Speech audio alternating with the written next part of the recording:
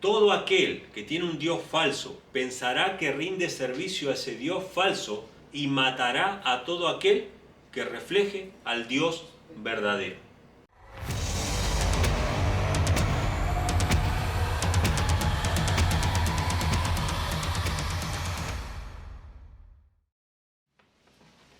Feliz sábado, hermanos, que Dios les bendiga. Gracias a Dios por la fiesta espiritual que tenemos cada sábado. Yo la vivo de esa manera, con la emoción y con el deseo de poder escuchar la palabra. Y cada sábado recibimos de la palabra un aliento, un consuelo, una instrucción, un aprendizaje.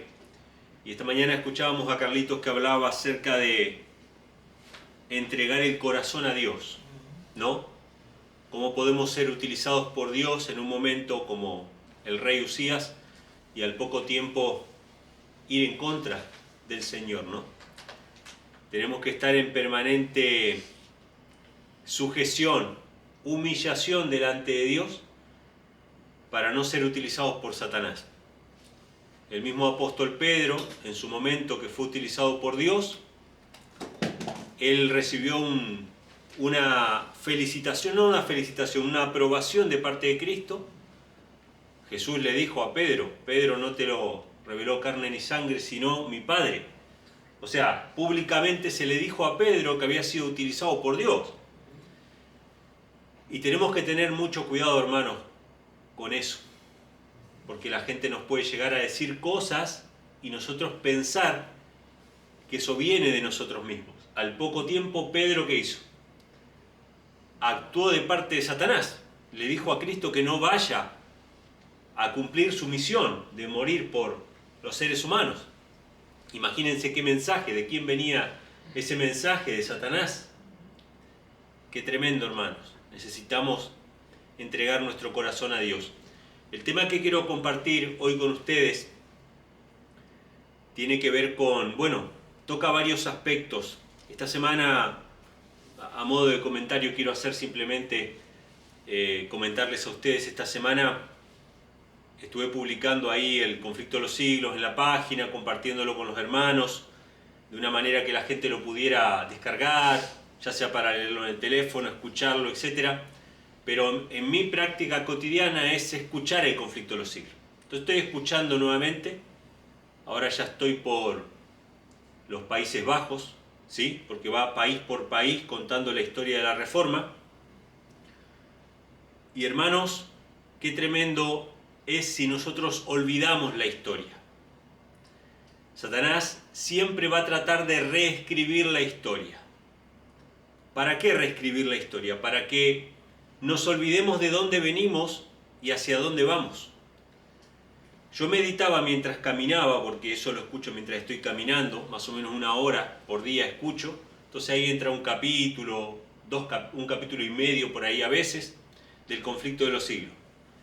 Y voy escuchando y yo digo, ¿cómo puede ser tanta gente? Y digo, qué bueno sería poner todos los nombres de los siervos de Dios que fueron levantados desde los primeros siglos, que Elena G. White menciona ahí, ¿no? A Colombano, a Patricio, menciona después en épocas posteriores a diferentes reformadores en Inglaterra, en España, en Suecia, en Escocia. Uno por uno se los va mencionando. Al padre de los menonitas, Ameno, se lo menciona también ahí. Se lo menciona a Wesley, que es el padre de los metodistas. Se menciona a tantos reformadores y mucha gente de la cuales nunca oímos hablar. Algunos hemos oído hablar, pero de otros no. Y yo digo, wow, en los libros del cielo está registrada la historia de la iglesia. ¿Cuántas cosas seguiremos comprendiendo y escuchando? Pero lo que más me impresiona, aparte de todos estos héroes que estuvieron allí atravesando los siglos más oscuros de la historia de la humanidad, lo que más me impresiona es ver cómo siempre actuó Roma. Cómo siempre actuó Roma, por medio de la violencia, por medio de la fuerza. Y lo que quiero compartir con ustedes hoy tiene que ver con eso. Porque depende del conocimiento que tengamos de Dios y de su amor, es la manera en que nosotros vamos a reflejar a ese Dios y a ese amor. Si nosotros tenemos en nuestra mente un Dios falso, lo más probable es que querramos compartir a ese Dios falso con los mismos métodos de Roma. Solamente hay dos maneras de compartir el Evangelio y compartir la palabra de Dios. Uno es por medio de el testimonio, libremente, abiertamente, respetando las decisiones de los demás, y la otra es bajo amenaza, burlas, anatemas, condenación, difamación. Hoy, quizá abiertamente Roma no puede usar la violencia, pero los que tienen el espíritu de Roma siguen usando la violencia verbal, la violencia de diferentes maneras, ¿no? Y la historia se está reescribiendo y es importante que nosotros tengamos memoria de la historia. Ahora se difunde en internet y en las redes sociales de que en realidad la historia de la Inquisición fue tergiversada, que es una leyenda negra, que en realidad España como imperio católico fue un imperio bueno, pero nosotros sabemos que eso no fue así. Los países que aceptaron la reforma protestante fueron países que realmente aportaron libertad al mundo, pero los que rechazaron, como Francia por ejemplo, que se convirtió en un país ateo, o España que rechazó la reforma y se volvió más perseguidora todavía, sabemos que eso sembró solamente muerte, dolor, sufrimiento. Y hermanos, yo les recomiendo que si han leído El conflicto de los siglos hace mucho tiempo, vuelvan a leerlo. Si no tienen tiempo de leerlo, pónganse a escucharlo. A los hermanos que están mirando también les recomiendo que, si nunca lo han leído, que dejen las lecturas que tienen por ahí y que lean El conflicto de los siglos, porque las historias contadas allí se van a volver a repetir. Y usted tiene que tener el discernimiento espiritual para saber cuándo un mensaje viene de parte de Dios y cuándo viene de parte de los hombres, cuándo viene con el Espíritu de Dios y cuándo es el espíritu del anticristo, un espíritu perseguidor, un espíritu violento. Sabemos que siempre han habido esos dos espíritus, desde Caín y Abel, y va a existir hasta el tiempo del fin, ¿no? El que adoraba correctamente y el perseguidor que fue a matar al que no adoraba conforme a lo que él pensaba. Y una cosa, hermanos, que quiero destacar y que me parece muy importante, es que siempre el perseguidor no es simplemente un incrédulo escéptico, no es un ateo. El perseguidor es cristiano, el perseguidor cree en Dios y lo hace supuestamente por el celo de Dios. Quisiera compartir unas diapositivas que nos van a ayudar a reflexionar y a recordar o a repasar un poquito cómo fue la historia. Yo se las voy a mostrar a ustedes, los que me están escuchando, no se preocupen, voy a hacer lo más gráfico posible. ¿Cuántos de ustedes han visto alguna vez esta foto? Qué foto más curiosa, ¿no? Este es un cuadro moderno. Ustedes lo que ven ahí simplemente son dos sacerdotes, pareciera, y uno le está pegando un manotazo al otro. Pero en realidad, aunque ustedes no hayan visto nunca este cuadro, yo estoy seguro de que ustedes saben quiénes son esas dos personas. Por lo menos una de ellas saben quién es. El que está, vendría a ser a la derecha mía, a la izquierda de ustedes, el de amarillo, es un obispo del siglo IV, llamado Nicolás. ¿Escucharon hablar alguna vez de un San Nicolás? Ese es conocido, ¿verdad? San Nicolás es Santa Claus. El Papá Noel que nosotros mencionamos hace referencia a un santo de la Iglesia Católica que era un obispo, y el otro que está recibiendo el bofetazo es otro obispo que se llamaba Arrio. ¿Escucharon hablar alguna vez de Arrio? Quizá no hayan escuchado nunca hablar de Arrio, pero sí habrán escuchado que alguien les dijo a ustedes: usted es un arriano. Qué tremendo, ¿no? Qué pequeño que es el mundo. Acá nos encontramos con Santa Claus, con Arrio, y hay más personajes que no se ven en esa foto, pero que ustedes también conocen.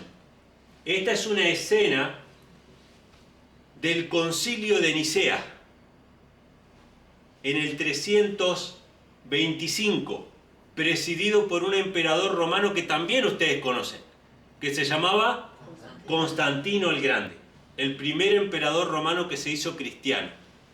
Resulta que habían diferentes opiniones acerca de la unidad que existía entre el Padre y el Hijo, habían diferentes opiniones acerca de la naturaleza de Dios, etc.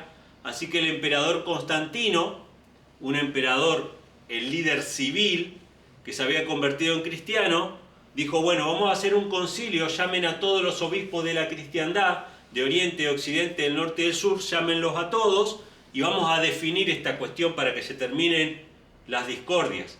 ¿Quién había iniciado las discordias? Ese hombre que está recibiendo el bofetón ahí, que se llamaba Arrio, que no quería aceptar el misterio de la Trinidad. Qué interesante historia. Dice la tradición que de paso ese concilio de Nicea se lo llama el primer concilio ecuménico, porque ahí participaron los obispos de toda la cristiandad.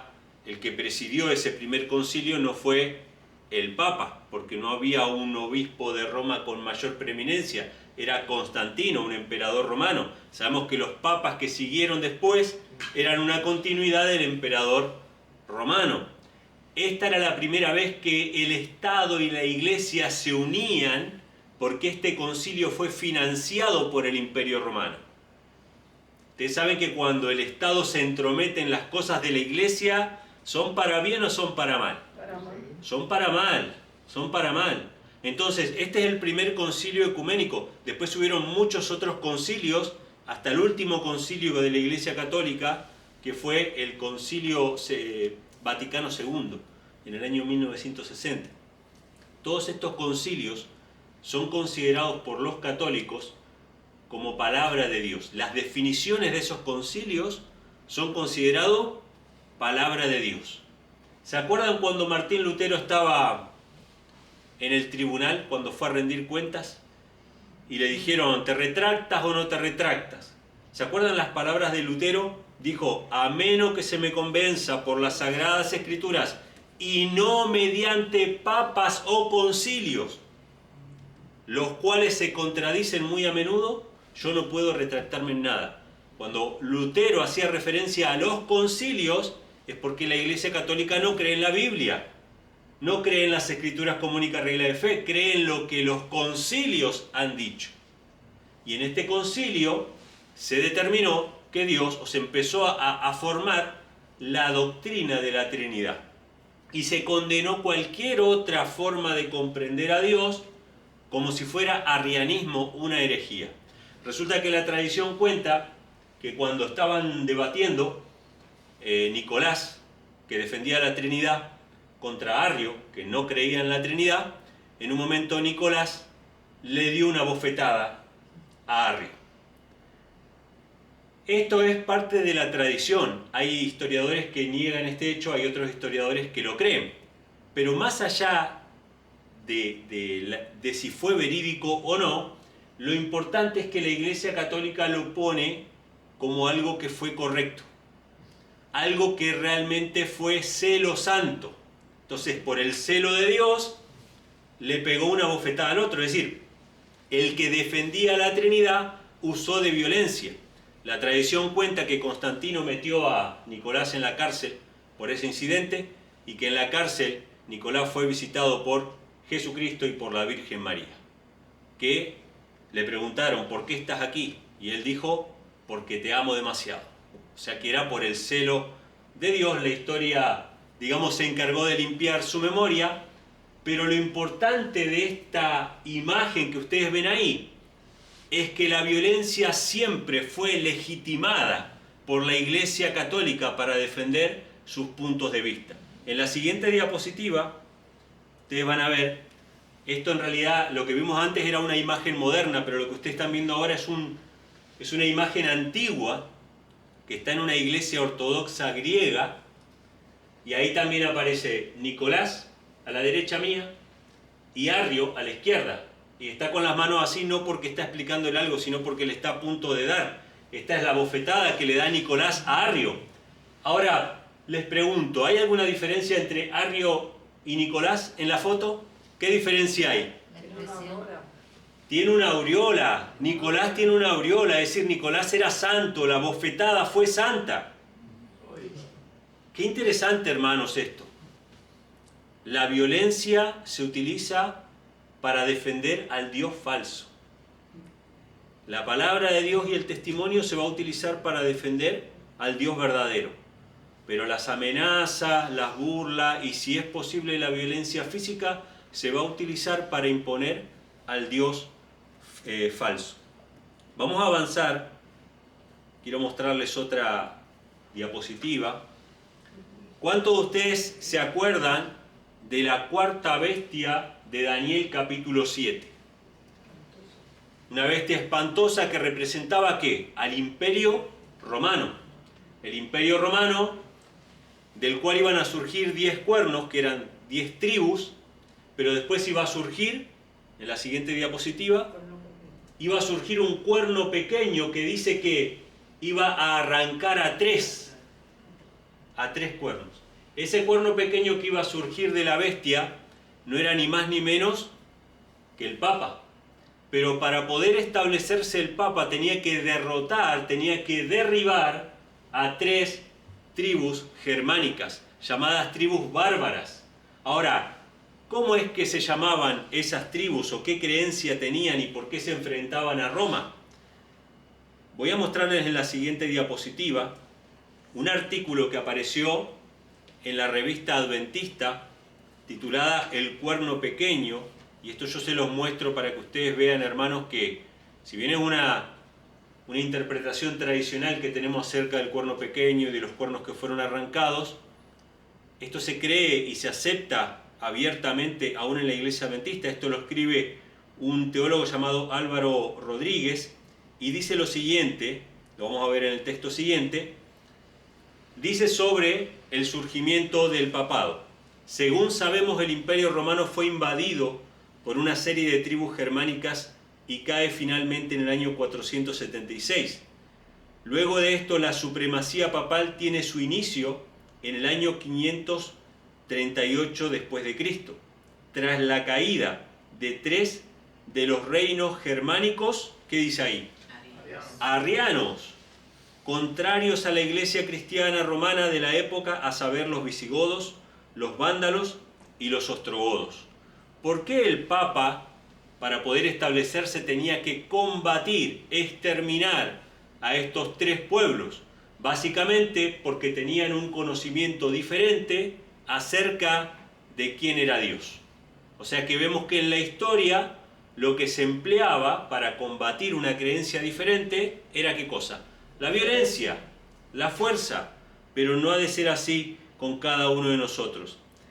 En la siguiente diapositiva quiero mostrarles al pastor John Nevis Andrews. Este fue un pionero adventista, pionero de nuestra iglesia. Según cuenta la historia del pastor Andrews, fue el primer misionero que salió de los Estados Unidos, que cruzó el océano para predicar el Evangelio. No voy a entrar en detalle acerca de la historia de su vida, pero su vida fue muy sacrificada. Perdió prácticamente a toda su familia durante el proceso por las penurias o dificultades que atravesaban, o privaciones muchas veces para no gastar los recursos que ellos consideraban tan sagrados y para invertirlos en la impresión de materiales y cosas, dejaban de comer lo necesario y de esa manera, y de hecho fue reprendido por Elena G. White. Elena G. White reprendió esa conducta, ¿no? Pero ellos eran como muy abnegados y él perdió a gran parte de su familia en ese proceso. El pastor Andrews es uno de los pastores más, podríamos decir, no solamente sacrificados, eruditos de la iglesia adventista. La iglesia adventista tiene una universidad que lleva su nombre, ¿sí? Y hace poco sacó una Biblia, la iglesia adventista sacó una Biblia que lleva su nombre, Biblia de Estudio Andrews, en honor a este pastor que fue realmente una eminencia. Quiero leer lo que el pastor Andrews habló acerca de la doctrina de la Trinidad. El pastor Andrews dijo, la doctrina de la Trinidad fue establecida en la Iglesia por medio del Concilio de Nicea, el concilio que mencionamos hace un rato, en el año 325. Esta doctrina destruye la personalidad de Dios y de su Hijo Jesucristo, nuestro Señor. ¿Qué hace la doctrina de la Trinidad? Destruye la personalidad de Dios y de Cristo. Las impopulares medidas mediante las cuales fue impuesta sobre la Iglesia y aparecen en las páginas de la historia eclesiástica, bien podrían hacer que cada creyente se ruborice de esta doctrina. Voy a ponerlo en otras palabras para que se entienda lo que dice el pastor Andrew. ¿De qué manera fue impuesta la doctrina de la Trinidad en la cristiandad? No fue por la palabra de Dios, no fue por la persuasión, fue por la fuerza. Las impopulares medidas, dice, mediante las cuales fue impuesta sobre la Iglesia, haría que cualquier creyente trinitario se ruborizara, se avergonzara de esa doctrina por la manera en que fue impuesta por la fuerza en la Iglesia. Qué tremendo, hermanos. Y pensar que la Biblia de Andrews no tiene comentarios del pastor Andrews abajo, en cada versículo. La Biblia de Andrews tiene comentarios de teólogos trinitarios, deshonrando la creencia y la memoria de ese siervo de Dios que fue el pastor Andrews. Pensar que la Universidad de Andrews enseña lo contrario de lo que creía Andrews. Entonces la Iglesia Adventista lo tiene en una gran estima, dice, era un gran erudito, era un gran siervo de Dios, muy sacrificado y todo, pero estaba equivocado, no conocía quién era Dios. Qué tremendo esto, hermanos. Esto es tremendo. Vamos a avanzar un poquito más. Estas son algunas diapositivas, después quiero compartir algunos textos, obviamente vamos a leer la palabra del Señor en esta mañana. Pero estos son algunos ejemplos, hermanos, de cómo conocer al falso Dios nos lleva a servirle con un espíritu contrario. Conocer al verdadero Dios nos lleva a testificar de su amor, ¿sí? Este que ustedes ven ahí es el emperador Teodosio I. Yo sé que estos nombres no son importantes para nosotros, y tampoco es que tenemos que conocer y acordarnos de toda la historia, pero es simplemente para ponerle una cara a los que dijeron o hicieron ciertas cosas en la historia para que lo conozcamos. Este emperador fue posterior a Constantino. Si bien Constantino se entremetió con la Iglesia y dirigió de alguna manera la Iglesia, metió el paganismo con el cristianismo, financió los concilios católicos, financió a los obispos, primero persiguió a los trinitarios, después persiguió a los arrianos y al final tenía algunos amigos de él que eran arrianos y otros trinitarios.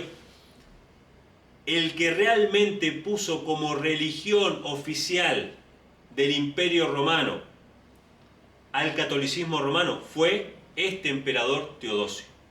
Este fue el que oficializó el catolicismo en el imperio.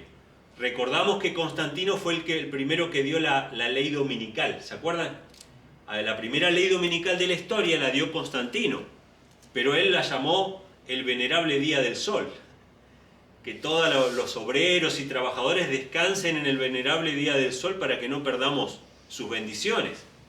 Es interesante después leerlo bien a ese edicto, porque ese edicto muestra que la bendición de la tierra viene como consecuencia de observar el día del sol.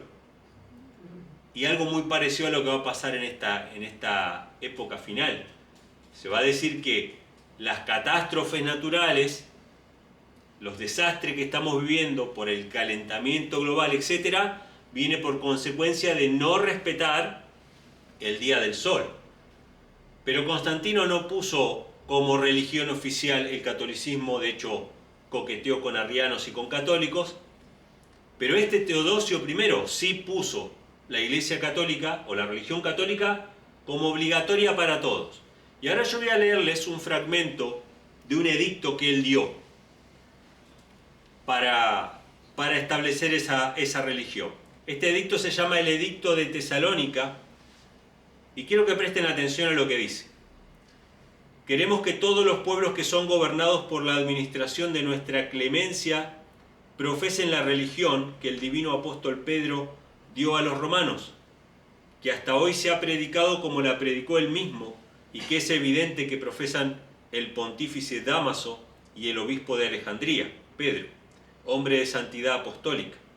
Esto es, según la doctrina apostólica y la doctrina evangélica, creemos en la divinidad única del Padre, del Hijo y del Espíritu Santo bajo el concepto de igual majestad y de la piadosa Trinidad.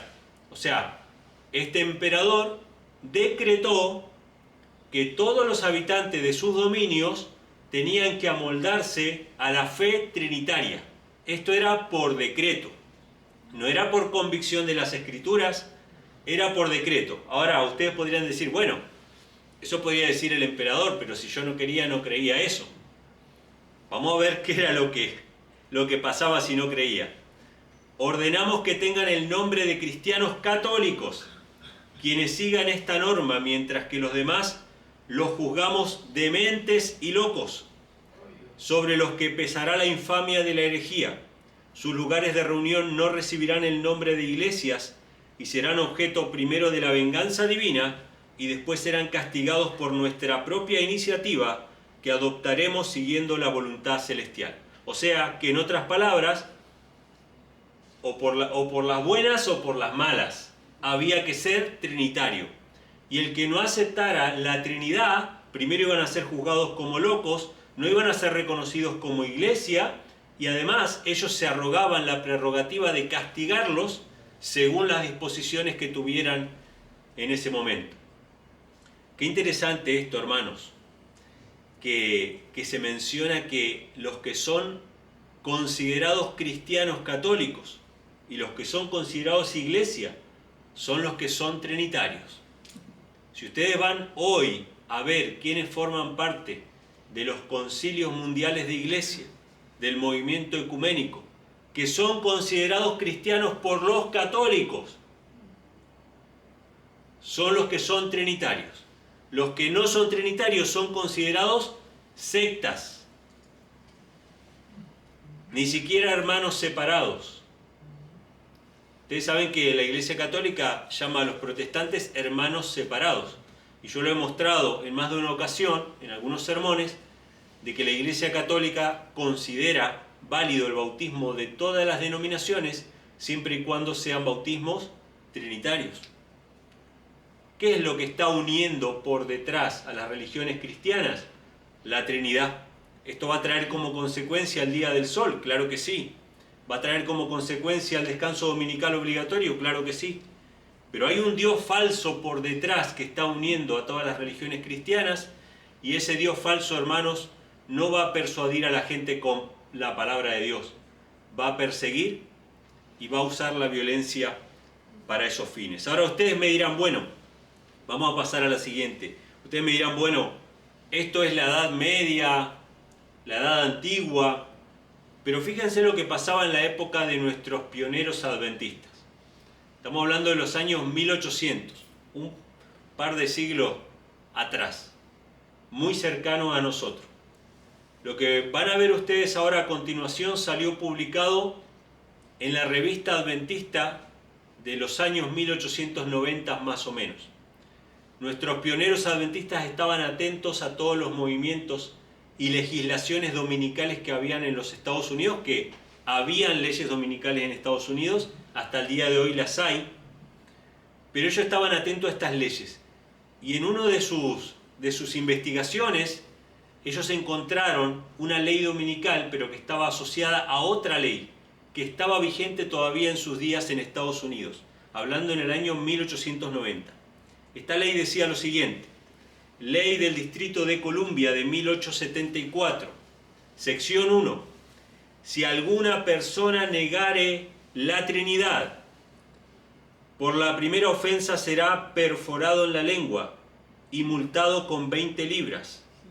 Y por la segunda ofensa, siendo el ofensor condenado como ya se ha dicho, será estigmatizado quemándose en la frente con la letra B, que yo no sé si es la letra B por bad o por qué será que le ponían la letra B. y una multa de 40 libras, y por la tercera ofensa el reo del mismo condenado, como se ha dicho, sufrirá la muerte sin el beneficio del clero. O sea que esta ley que estaba en Estados Unidos prohibía negar la Trinidad públicamente y castigaba con castigos físicos y hasta con la muerte y con multa a aquellos que no creyeran o que predicaran en contra de la Trinidad. Y fíjense que en la misma ley, en la sección 10 dice: ninguna persona debe realizar ningún trabajo corporal en el día del Señor, comúnmente llamado domingo. Qué interesante, hermanos. Vemos a lo largo de la historia, hermanos, que la Trinidad, como decía el pastor Andrews, siempre fue impuesta a través de la fuerza. ¿Sí? Ahora, vamos a ver en la Biblia, vamos a ver en la palabra de Dios, que esto ya estaba predicho. Vamos a leer Juan capítulo 16, versículos del 1 al 3, las palabras de Cristo que nos hablan acerca de las persecuciones que iban a sufrir los discípulos en el tiempo futuro. Juan capítulo 16, versículos del 1 al 3. Dice así: estas cosas os he hablado para que no tengáis tropiezo. Os expulsarán de las sinagogas, y aún viene la hora cuando cualquiera que os mate pensará que rinde servicio a Dios. Yo quiero que presten atención a esas palabras, hermanos. ¿Quiénes son los perseguidores de los cristianos? Son creyentes, son personas que dicen rendir servicio a Dios. Llegará la hora, dice Cristo, que cualquiera que os mate pensará que rinde servicio a Dios. ¿Sí? Qué interesante que es esto. La Iglesia Católica reivindica el uso de la fuerza en contra de los herejes, porque en su mente y en su conciencia estaban rindiendo servicio a Dios. Ellos festejan la bofetada de Nicolás a Arrio porque Arrio se lo merecía, porque era un hereje. Y muchas veces algunos protestantes también han caído en esa tentación de querer usar la fuerza o de imponer sus puntos de vista. ¿Sí? Entonces, que esto es muy interesante, hermanos, y muy importante para nosotros. ¿Cómo es que nosotros predicamos el Evangelio? ¿Predicamos por amor a las almas? ¿Queremos imponer nuestros puntos de vista? ¿Qué espíritu es el que nos mueve? Y fíjense lo que dice Jesús en las líneas finales. Harán esto, o sea, de perseguir pensando que sirven a Dios. Harán esto porque no conocen al Padre ni a mí. ¡Wow! ¿Quiénes son los perseguidores? ¿Quién es el anticristo? ¿El que niega al Padre y al Hijo? Los que no conocen al Padre y a Cristo, los que no conocen al Dios verdadero, se convierten en perseguidores y llaman herejes a los demás, los estigmatizan, los ridiculizan. ¿Sí? Qué interesante que es esto. Vamos a ir a Mateo capítulo 26, versículos 59 al 66. Mateo capítulo 26, versículos 59 al 66. Esto está en el contexto del juicio de Cristo. Y es muy interesante ver el juicio de Cristo porque nosotros tenemos que seguirlo a Él como ejemplo. En el juicio de Cristo se le preguntó y se le dijo muchas cosas. Y Él no tenía que responder a todas las cosas que se le decían. Muchas veces Satanás trata de tentarnos pinchándonos, ¿no? Para que nosotros entremos en conversaciones vanas, para que entremos en justificativos, en cosas que no nos convienen. Y Jesús fue tentado hasta lo sumo, hermanos, y en ese juicio Él lo vivió de esa manera. Mateo capítulo 26, versículos 59 al 66 dice así: y los principales sacerdotes y los ancianos y todo el concilio buscaban falso testimonio contra Jesús para entregarle a la muerte, y no lo hallaron, aunque muchos testigos falsos se presentaban. ¿Qué buscaban para entregar a Cristo? Testigos falsos. Incluso aunque tuvieran testigos falsos no servía. Pero al fin vinieron dos testigos falsos que dijeron: este dijo, ¿Puedo derribar el templo de Dios y en 3 días reedificarlo? Y levantándose el sumo sacerdote le dijo, ¿no respondes nada? ¿Qué testifican estos contra ti? Fíjense qué interesante, ¿no? No era suficiente el testimonio de los 2 testigos falsos porque ellos querían que Jesús respondiera algo. Ellos querían que Jesús se autoincriminase de alguna manera, porque era ridículo apedrearlo o matarlo por decir que iba a destruir el templo. De hecho, ni ellos creían que iba a destruir el templo y reedificarlo. Esas palabras no tenían ningún sentido de manera literal. De manera espiritual tenía mucho sentido, que él iba a morir y resucitar. Pero de manera literal ni siquiera tenía sentido. Miren si Jesús hubiese enseñado a profanar el sábado. ¿Tenían excusa para apedrearlo? Sí, porque había un mandamiento que decía que el que violara el sábado abiertamente iba a morir apedreado. Si Jesús hubiese enseñado a violar el sábado, hermanos, como dicen los cristianos hoy en día, esto es un paréntesis que estoy haciendo, ¿tenían excusa para apedrearlo? Los apóstoles, que fueron perseguidos también por los judíos, nunca vemos ningún caso donde dice este hombre enseñó a violar el sábado. Ninguno de los judíos más estrictos entendió de que profanaba el sábado de ninguna manera. Entonces, le preguntaron, ¿no respondes nada? ¿Qué testifican estos contra ti? Mas Jesús callaba. Entonces el sumo sacerdote le dijo, te conjuro, por el Dios viviente, que nos digas si tú eres el Cristo, el Hijo de Dios. Qué tremendo, hermanos. ¿Sabían los judíos que había un Hijo de Dios? Evidentemente sabían, no querían aceptar que Jesús era el Hijo de Dios, que no era meramente un profeta, sino que era el Hijo de Dios. Y reconocían y no querían reconocer su divinidad. Entonces le preguntaron, ¿no?, si era el Cristo, el Hijo de Dios. Jesús le dijo, tú lo has dicho. O sea, Jesús, aunque estuvo callado durante todo ese juicio, no respondiendo a los testimonios falsos, no podía callar ante tamaña verdad. No podía callar la única confesión de fe que es necesaria para todo creyente para recibir la salvación y para comprender el amor de Dios. No podía callar la verdad más grande de la Biblia, que Él era el Hijo de Dios, aunque sabía que lo iban a usar en su contra. Entonces le dice, tú lo has dicho, y además os digo que desde ahora veréis al Hijo del Hombre sentado a la diestra del poder de Dios y viniendo en las nubes del cielo. ¡Wow!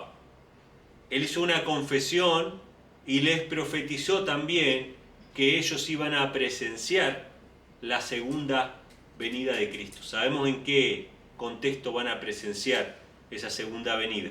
Lamentablemente en la resurrección especial de los malos. Algunos se van a levantar para confusión perpetua, dice Daniel capítulo 12. Ahí se van a levantar ellos, algunos de los que le traspasaron, los que guerrearon más fuertemente contra Cristo. Así que Jesús lo confesó abiertamente. Entonces el sumo sacerdote rasgó sus vestiduras diciendo, ha blasfemado. ¿Qué más necesidad tenemos de testigos? He aquí ahora mismo habéis oído su blasfemia. ¿Qué os parece? Y respondiendo ellos dijeron, es reo de muerte. ¿Por qué viene la persecución? ¿Por qué viene la violencia? Porque Cristo reveló al verdadero Dios. Imagínense si Cristo hubiese dicho yo soy Dios. Él no dijo yo soy Dios, Él dijo yo soy el Hijo de Dios. Satanás odia el mensaje de que Dios tiene un hijo. Cuando ellos le preguntaron, ¿tú eres el Hijo de Dios? No importa si iba a destruir el templo. Y él dijo sí, que él era el Hijo de Dios. Blasfemia. ¿Qué merece? Dios no tiene ningún hijo. ¿Qué merece por esa blasfemia? La muerte. Todo aquel que tiene un Dios falso pensará que rinde servicio a ese Dios falso y matará a todo aquel que refleje al Dios verdadero. ¿Sí? De hecho, pasó algo muy similar acá en el juicio de Cristo. Le pegaron una bofetada a Cristo, salvando la distancia, ¿no?, con la historia de Arrio, simplemente el acto de la violencia. ¿Qué respondió Cristo? ¿Por qué me golpeas? ¿No? O sea, qué cosa mala dije, ¿no? Entonces vemos, hermanos, que el principio siempre es el mismo. y lamentablemente los perseguidores piensan que rinden servicio a Dios. Un texto para anotar, no para buscar, está en Hechos capítulo 26, versículos del 9 al 11.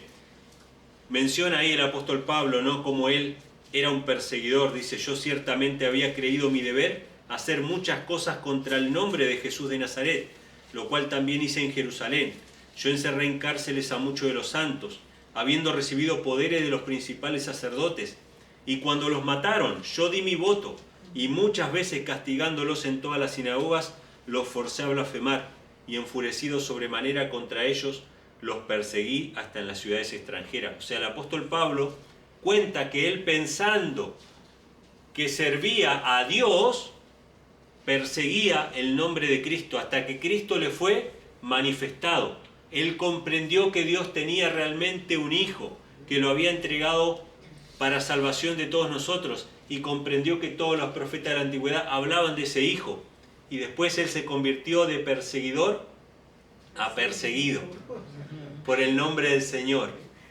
Gloria a Dios. Nunca más Pablo trató de imponerle su creencia a otro. Predicaba con amor, con libertad, con gozo y con alegría. Y cuando lo encarcelaban, él sabía que esa era la consecuencia de confesar que Dios tenía un hijo y que Jesucristo era literalmente el Hijo de Dios. Por eso era perseguido Pablo, porque él, en realidad él era un fariseo educado a los pies de Gamaliel. Él conocía la ley, conocía todas las cosas. Él sabía que Dios era el Padre. Lo que no querían aceptar los judíos es que Dios tenía un hijo y que ese hijo era Jesucristo, ¿sí? Vamos a terminar con un pasaje que está en Primera de Juan. Es un pasaje muy conocido, hermanos, pero que determina, lo hemos leído muchas veces, Primera de Juan capítulo 4, versículo del 8 en adelante. Vamos a leer del 8 al 10 y del 15 al 16. Estos pasajes determinan quiénes sirven al Dios verdadero con amor y quiénes están contra el Dios verdadero y no van a tener el amor. Jesús lo dijo de otra manera, ¿no? Llegará el tiempo en que los maten pensarán que rinden servicio a Dios, pero esto van a hacer porque no me conocen a mí ni a mi Padre. A dos personas. Jesús lo dijo nuevamente en Juan 17, la vida eterna está en que te conozcan a ti, el único Dios verdadero, y a Jesucristo a quien ha enviado. ¿Por qué? Porque el acto de Dios de dar a su Hijo es un acto de amor. El amor de Dios se ve en ese acto. Y solamente aquellos que comprendan que Dios nos dio todo, son los que van a entregar, como decía Carlito esta mañana, todo el corazón a Dios. No se van a quedar con nada. Primera de Juan capítulo 4, versículos 8 al 10 dice: el que no ama no ha conocido a Dios, porque Dios es amor. O sea que ya sabemos que si hay violencia, si hay insulto, si hay descalificaciones, maltrato, por más cristiano que se diga, no conoce a Dios. No conoce a Dios.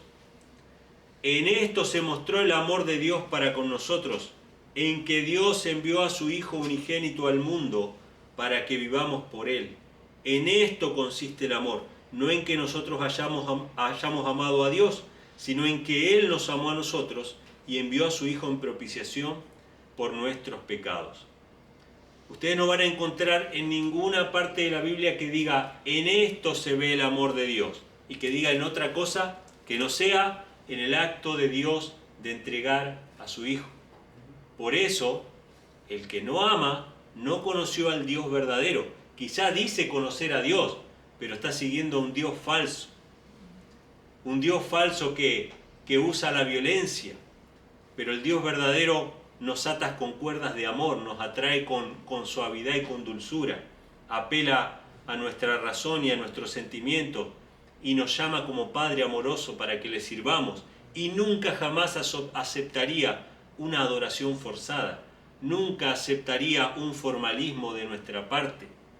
A Dios le repugnan los sacrificios que se hacen cuando el corazón está lejos de Él. Por eso le decía a Israel: estoy hastiado de vuestros sacrificios. Él quiere que le sigamos por amor. Él quiere que si venimos a la iglesia es para escuchar su palabra porque le amamos, no por obligación. Él nunca va a aceptar un servicio forzado. Ahora, a Roma le gusta el servicio forzado. le gusta forzar a las conciencias. Cuando no puede usar la violencia, utiliza el chantaje, utiliza las amenazas del infierno, siempre utiliza alguno de esos medios, porque no tiene la palabra de Dios, hermanos. Termina diciendo el versículo 15 y 16, todo aquel que confiese, y acá viene la parte práctica, la que muchos no quieren hacer, porque yo sé que muchos que están viendo este video, que están escuchando este mensaje, saben y creen que Jesucristo es el Hijo de Dios, pero no lo quieren confesar públicamente. Porque hay una amenaza para el que confiese públicamente que Jesús es el Hijo de Dios. Así como había amenaza en Estados Unidos para los que hablaran contra la Trinidad. Pero acá dice, todo aquel que confiese que Jesús es el Hijo de Dios, Dios permanece en él y él en Dios. Y nosotros hemos conocido y creído el amor que Dios tiene para con nosotros. Dios es amor y el que permanece en amor, permanece en Dios y Dios en él. No solamente es creer que Dios nos dio todo, es confesar, declarar. Jesús lo dijo, ¿no? El que me negare delante de los hombres. ¿Y cuánta gente había en la época de Cristo que creían en Cristo, pero por miedo a ser expulsado de la sinagoga no lo confesaban públicamente? Yo sé que Dios es misericordioso y Dios tuvo paciencia con Nicodemo y con algunos otros que al principio no confesaron públicamente. Pero tarde o temprano Dios nos llama a confesar públicamente que Jesucristo es el Hijo de Dios, aunque eso traiga la violencia como respuesta de parte de los que adoran al Dios falso. Todo esto está en la Biblia, hermano. Y esta no es una amonestación simplemente para aquellos que no creen lo que yo creo o lo que fuera, para cada uno de nosotros también. Si dejamos de contemplar a Cristo, si dejamos de contemplar el amor del Padre al entregarnos todo, nos podemos convertir también nosotros en perseguidores, en querer imponer a otros. Nosotros no tenemos que imponer la palabra del Señor, tenemos que presentarla abiertamente. El que quiera escuchar, va a ser movido por el Espíritu de Dios. Amén. Y si Dios obra de una manera sobrenatural en nosotros, va a pasar lo que hablábamos de Salomón, ¿no? Pero aunque no pase eso, nuestra tarea es presentar el Evangelio con amor, ¿sí? Y también esto nos sirve para identificar de dónde viene el ataque, la burla, la descalificación, ¿sí? Las calificaciones de hereje que se dan a muchas personas. Yo una vez escuchaba a un pastor adventista, él estaba presentando lo del cuerno pequeño, y entonces cuando dice, bueno, que tres cuernos fueron arrancados, él menciona, esas eran tribus arrianas, y no eran cristianos, como que estaba bien, y en ese momento el pastor que estaba hablando, identificando al cuerno pequeño como al Papa, como al malo de la historia, se puso del lado del malo de la historia. ¿Cómo puede ser eso así, hermanos? Evidentemente hay dos maneras, hay dos mensajes. Hay un Dios verdadero y muchas falsificaciones de ese Dios verdadero. Que Dios nos encuentre en el verdadero, Amén. en su Hijo Jesucristo, que podamos contemplar ese amor tan bonito y compartirlo con los demás con amor. Que Dios les bendiga. Amén.